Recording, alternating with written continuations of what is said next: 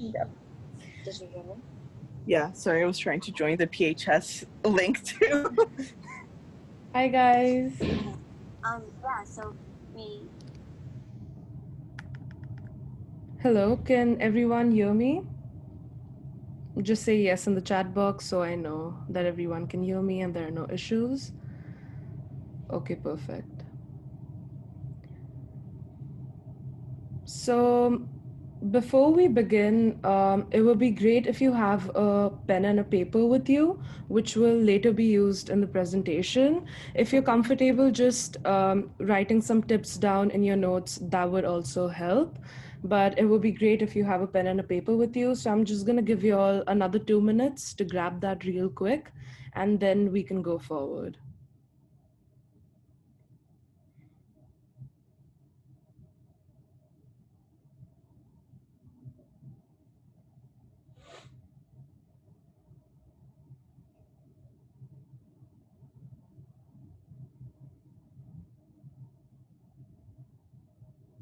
So are we set to go ahead?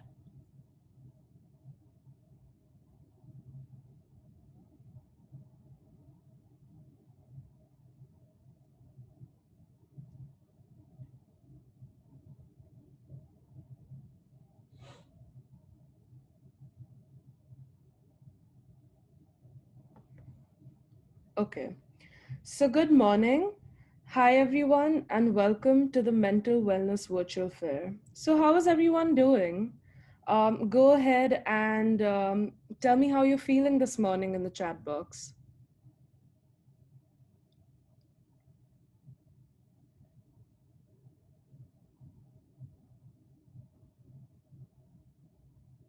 That's good. Well, thank you for waking up early this morning to attend the presentation. It means a lot to me and to my team. Um, and if you're watching a recorded version of this presentation, clap if you're having a good and a productive day, or tap your back if you need a push to go through your day.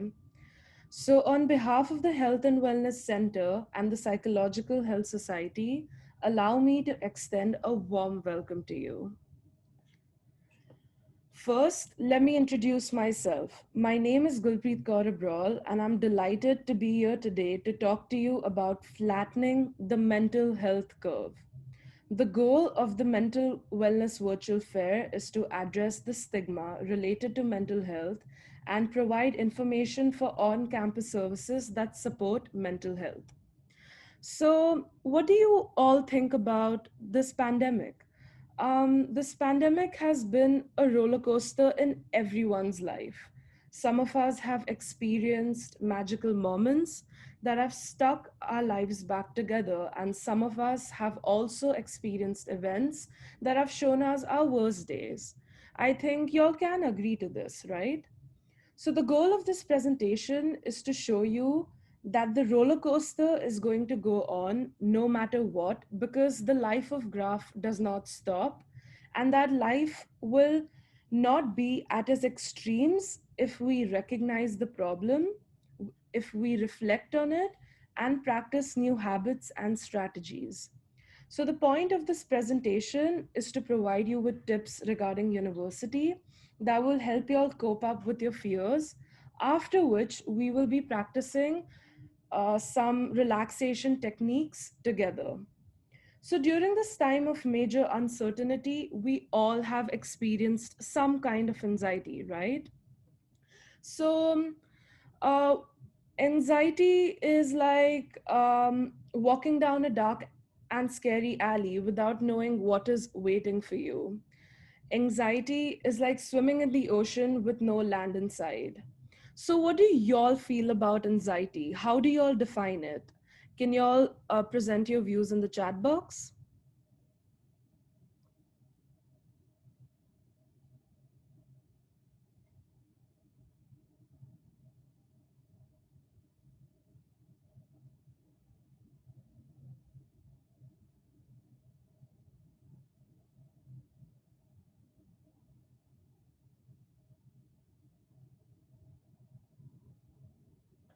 That is so true. That is so true. I agree with you.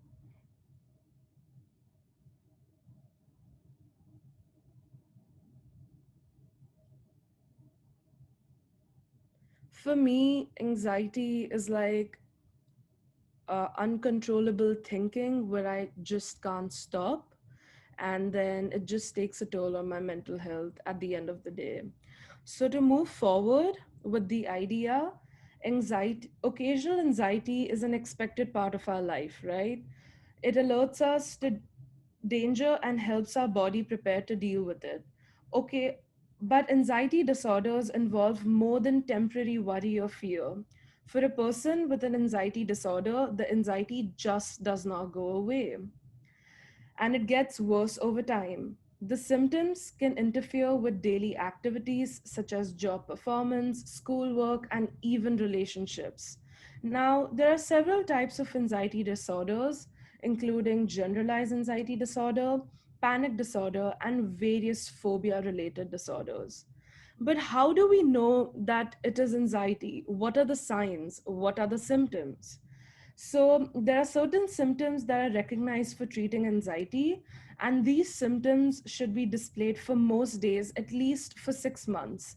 Now, the symptoms include heart palpitations, shaking or trembling, difficulty breathing, feeling out of control, where you literally feel that your brain is on fire, sweating, restlessness, when you don't have the motivation to get out of bed, fatigue, you're always tired, difficulty focusing, you could never focus on a single task that you have to perform, sudden weight loss or gain, and even insomnia because you're thinking so much. Now, there are no clear cut answers as to why some people develop an anxiety disorder, although research suggests that a number of factors may be involved. Like most mental health problems, anxiety appears to be caused by a combination of biological factors, psychological factors, and challenging life experiences, which also include traumatic experiences. Now, to move forward to the main point of this presentation, now, how is COVID increasing anxiety and depression? The isolation that is caused due to this pandemic leads to an increase in anxiety levels.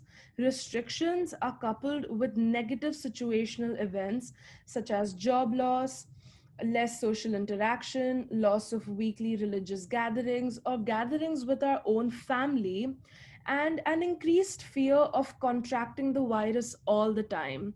Don't you all agree with that?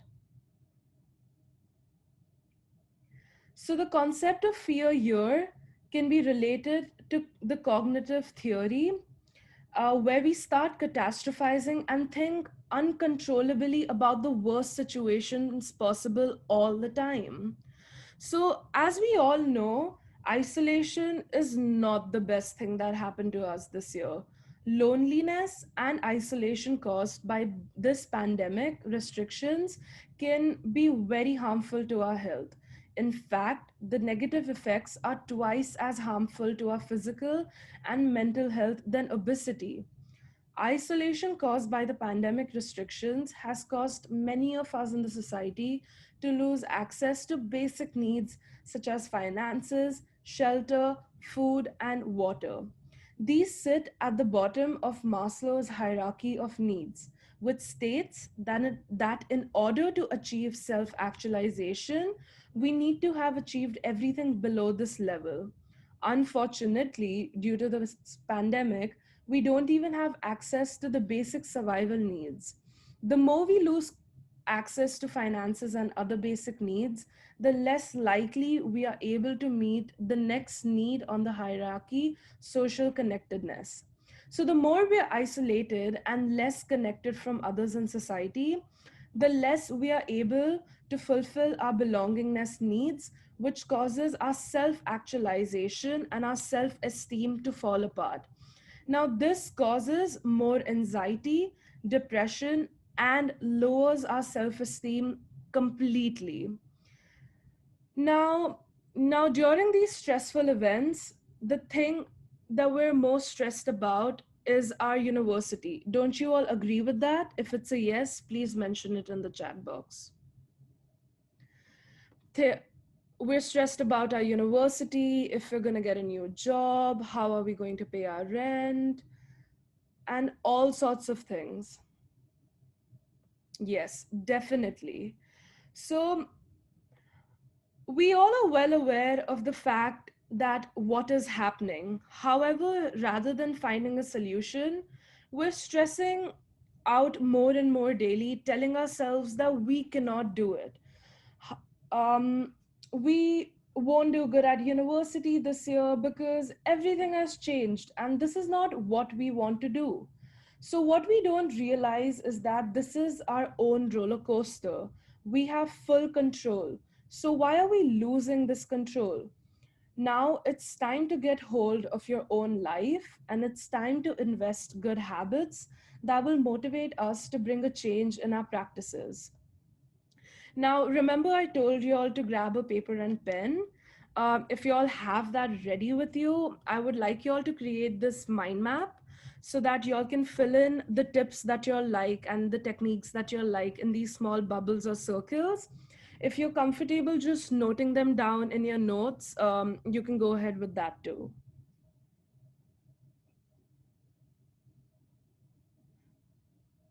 Moving forward, the first tip that will help you all in your university is approaching professors.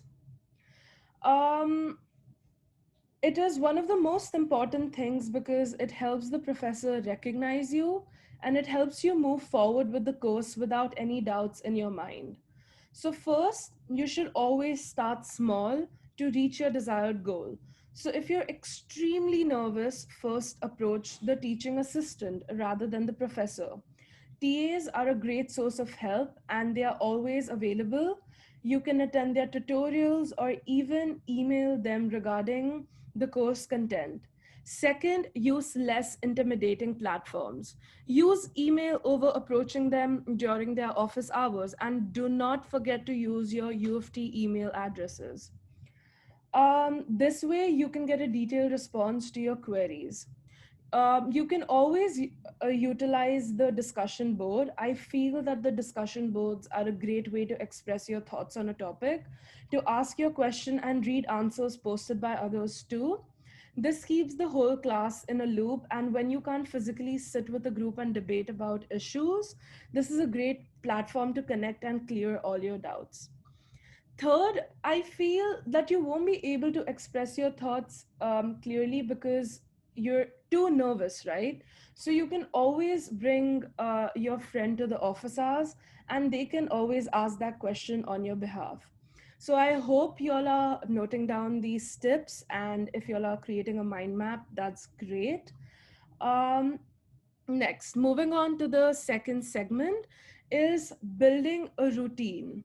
Give a thumbs up in the chat box if you feel that maintaining a routine and creating a schedule is very, very important.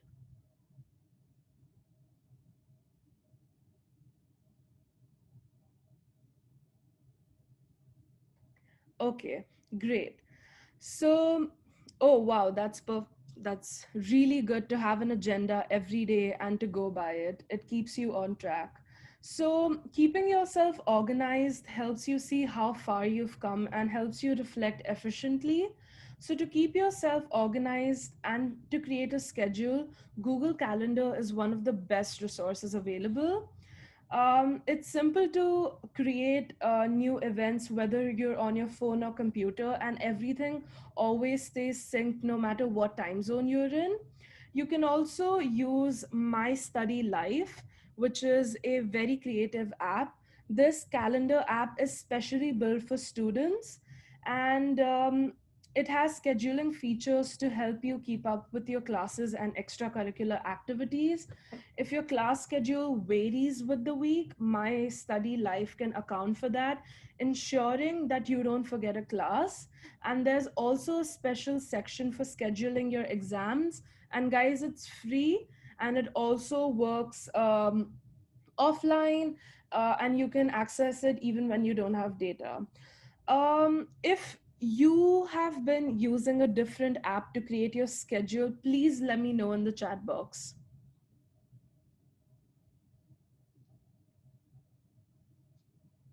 Also, the people who are watching the recorded version, Please send me the name of the app on our club Instagram handle because we would love to know.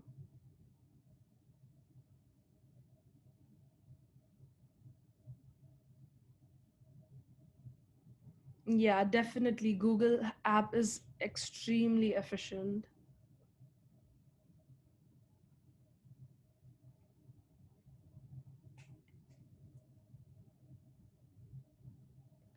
Oh, that's easily accessible. So, yeah, even I use that all the time. Now, moving forward, next, build a routine, build your bedtime routine. So, now I'm going to be putting a Jamboard up, a link that I'm going to be pasting in the chat box that will take you all to a Jamboard where you can share your bedtime routine. I believe this is a great opportunity to know what others do and if you all want to use an aspect of their routine.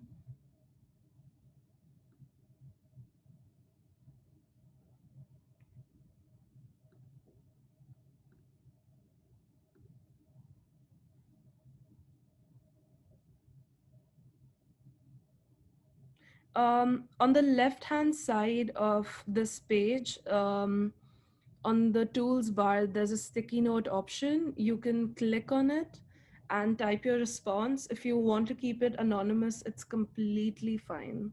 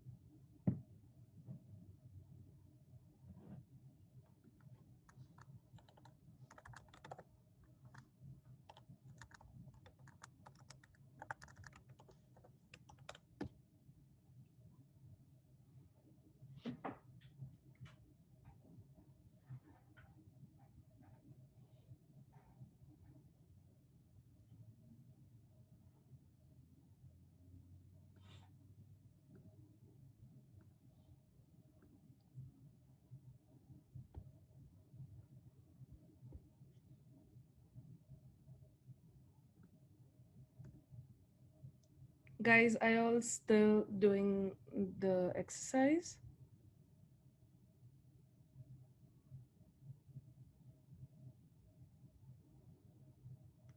Oh, perfect. So I'm going to switch my screen to that exercise so that you all can have a look.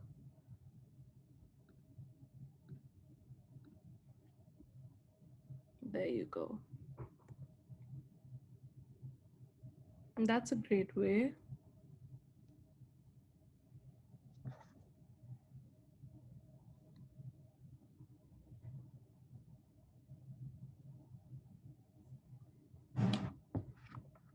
Okay. So moving forward with our presentation. Okay. So it's really important that you wake up and go to bed at the same time as pre-pandemic time.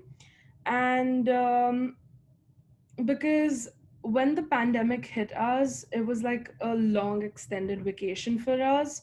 And we were sleeping at 4 a.m. and waking up at 2 a.m. And this completely disrupted our routine. We all took a break from our reality and we were making the most out of it by staying at home. But now that classes have started, we have to get back on track because we not only have to watch lectures, we have to complete our assignments, give exams, and also perform extracurricular activities. And if it gets extremely difficult for you to wake up in the morning, alarm clocks are a best way to do that for you. And also, sleeping and waking up at the same time every day is a good habit, and everybody cultivates it to stick to their schedule and routines. It is also important that we build a quiet study space and remove all distractions from it. Avoid using your phone when you're completing your work. Keep it locked away in a drawer, guys. Trust me, we don't need it all the time. And open your schedule and get to work. Now, it is extremely important that you take everything off your desk and keep only what you require, and make most important things accessible. Keep them near you so that you don't have to move around all the time. And try to use the 2 minute rule, which is every time you sit to study, take 2 minutes out to clean your space. Try practicing this every 2 hours. Um, if we keep our surroundings clean, it will directly make us feel good, guys. So now this segment of the presentation is over, and let's move on to something much more exciting that will help us relax this morning. And I hope these techniques are useful to you. So, the techniques that I'm going to present will help you manage your anxiety. The first one is progressive muscle relaxation, that teaches you how to relax your muscles through a two-step process. I would like you all to sit back, be comfortable in your chair, and if you want, you can close your eyes too. First, you systematically tense particular muscle groups in your body, such as your neck and shoulders. Next, you release the tension and notice how your muscles feel when you relax them. So, how do you feel, guys? If you feel relaxed, give a reaction in the chat box. And if you're watching this recording and would like to do it several more times, pause and go ahead. If you feel good towards the end, please clap. Now, this exercise will help you lower your overall tension and stress levels and help you relax when you're feeling anxious. It can also reduce physical problems such as stomach aches and headaches, as well as improve your sleep. People with anxiety disorder difficulties are often so tense throughout the day that they don't even recognize what being relaxed feels like. I know, right? If you practice it several times, you actually feel the difference in your body. I completely agree with you. Through this practice, you can learn to distinguish between the feelings of a tensed muscle and a completely relaxed muscle. Then you begin to cue this relaxed state at the first sign of the muscle tension that accompanies your feelings of anxiety. By tensing and releasing, you learn what relaxation feels like and how to recognize when you're starting to get tense during the day. I hope this technique was useful to you all. Moving on to the second technique, which is box breathing. Now, box breathing is a simple technique that a person can do anywhere, including at a work desk or even at a restaurant. So, before starting, I would suggest that you sit back, supported in a comfortable chair, and put your feet on the floor. While doing this exercise, I want you all to close your eyes, and while breathing, try not to clamp your mouth or nose shut. So let's begin.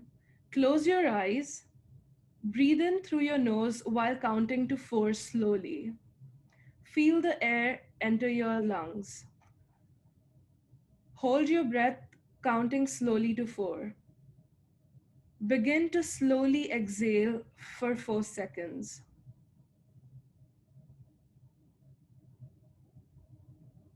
Let's repeat it. Close your eyes, Breathe in through your nose while counting to 4 slowly. Hold your breath for another 4 seconds. Begin to slowly exhale for 4 seconds.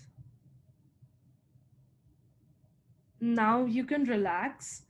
Ideally, this exercise is repeated 3 to 4 times or until your calm returns. If you feel good, please go ahead and give the reaction.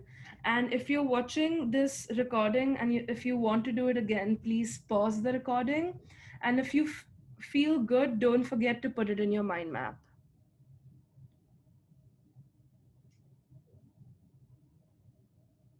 Beautiful. Okay. So the next technique is the 5-4-3-2-1 technique. This technique will take you through your 5 senses to help you remind you of the present. This is a common technique that can help you get through your tough or stressful situations. We will not be doing this technique right now because we'll be losing on time. So I am just going to brief you through this whole process. So before going ahead with this technique, take deep, slow, and long breaths. Um,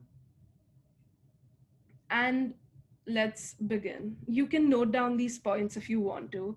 The fifth step is to look. Look around for 5 things that you can see and say them out loud. For example, you could say, I see the computer, I see the cup, I see the picture frame. Fourth, feel. Pay attention to your body and think of 4 things that you can feel and say them out loud. For example, you could say, I feel my feet warm in my socks, I feel the hair on the back of my hair, or I feel the pillow I am sitting on. Third, listen. Listen for 3 sounds. It could be the sound of traffic outside, the sound of typing, or the sound of your tummy rumbling. Say the 3 things out loud. Second, smell. Say 2 things that you can smell. If you're allowed to, it's okay to move to another spot and sniff something. If you can't smell anything at the moment or you can't move, then name your 2 favorite smells. And first, taste. Say 1 thing you can taste. It may be the toothpaste from brushing your teeth or a mint from after breakfast. If you can't taste anything, then say your favorite thing to taste. Now, this technique is designed to ease your state of mind so that you can get through stressful moments.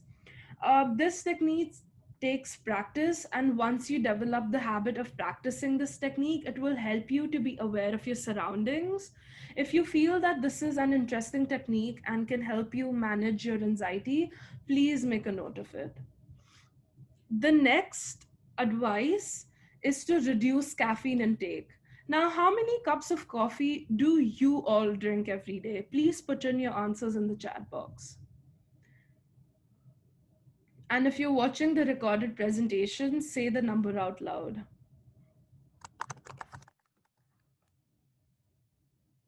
That is so true. It makes me feel jittery after I have it. So to go ahead with this idea, that is so good, Tracy. Anxiety in our body's response to situation that we perceive as being worrisome or threatening. It promotes our body's fight or flight response. Caffeine also triggers this response, making you overreact to situations that aren't actually dangerous or troublesome. Too much caffeine can also make you irritable and agitated in situations that normally wouldn't affect you.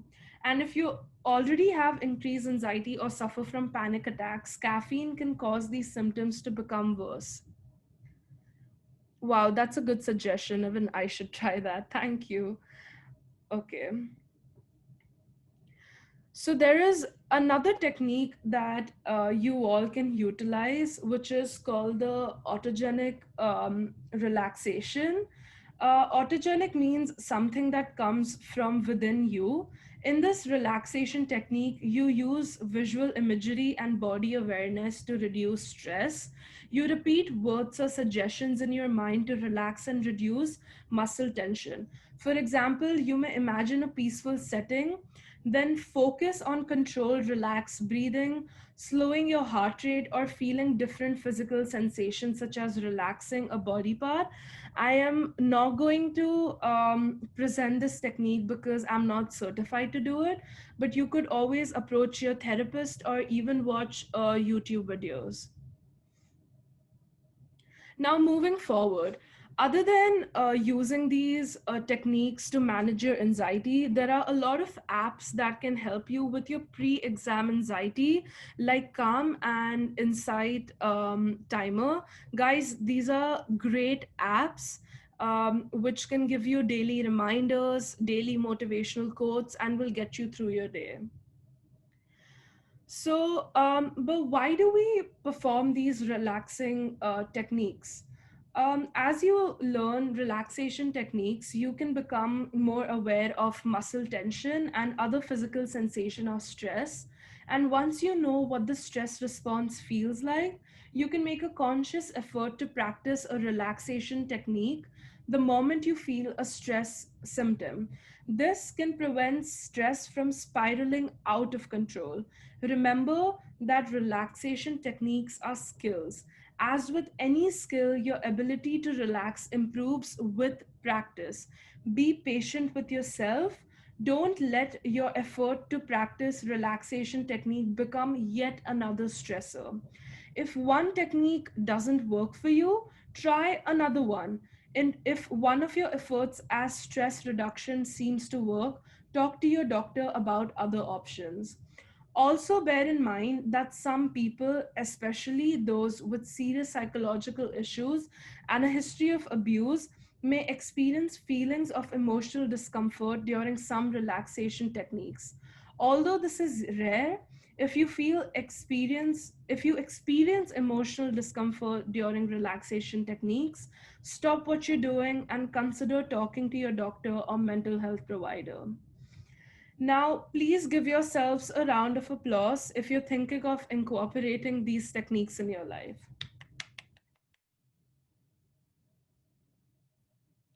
Moving forward, our team has come up with a few mental health resources. And please go ahead and take a screenshot of these slides if you'll ever want to use it in future.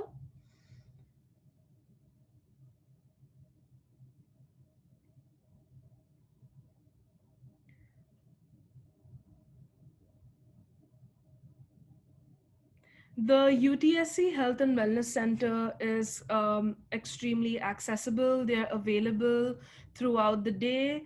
You can call them, leave a voicemail, and they call within 20 minutes. There are also hospitals nearby that you can contact if there's an emergency. There are a lot of crisis helplines, suicide prevention helplines that you all can utilize. And if you just want to chat with someone, if you're feeling distressed, there's Good to Talk and also my SSP. Moving forward, I would like to talk about our club for a minute. So, the Psychological Health Society creates educational, leadership, and philanthropic opportunities with a focus on mental health. Our club posts weekly resources that can be accessed by students. It also has a project called Self Care Sunday, which presents with thoughts that will definitely help you get through your day. Our club has also started a hiring application for event executives. It is an unlimited opportunity. And if you feel that you want to make a difference in your community by promoting mental health to a wider audience, this club and this position is for you. Moving forward, I would like to thank my team, the Psychological Health Society, for making this presentation possible and for providing resources at every step. I would personally like to thank Sierra, who helped me build the content of this presentation, and Caitlin, who's present here, who was there with me throughout and helped me shape this presentation. She also did a fantastic job in designing this presentation. So thank you, and thank you, team. Like to thank the Health and Wellness Center for offering this platform for student advocacy. I would like to thank the students who took out their time. from their busy schedule to watch this presentation. I hope you all gain something new from this presentation, and I hope that you've added another goal to your list of flattening the mental health curve. Thank you for attending, and I hope you have a great day ahead. You can go ahead and tell me how you feel about this whole presentation in the chat box.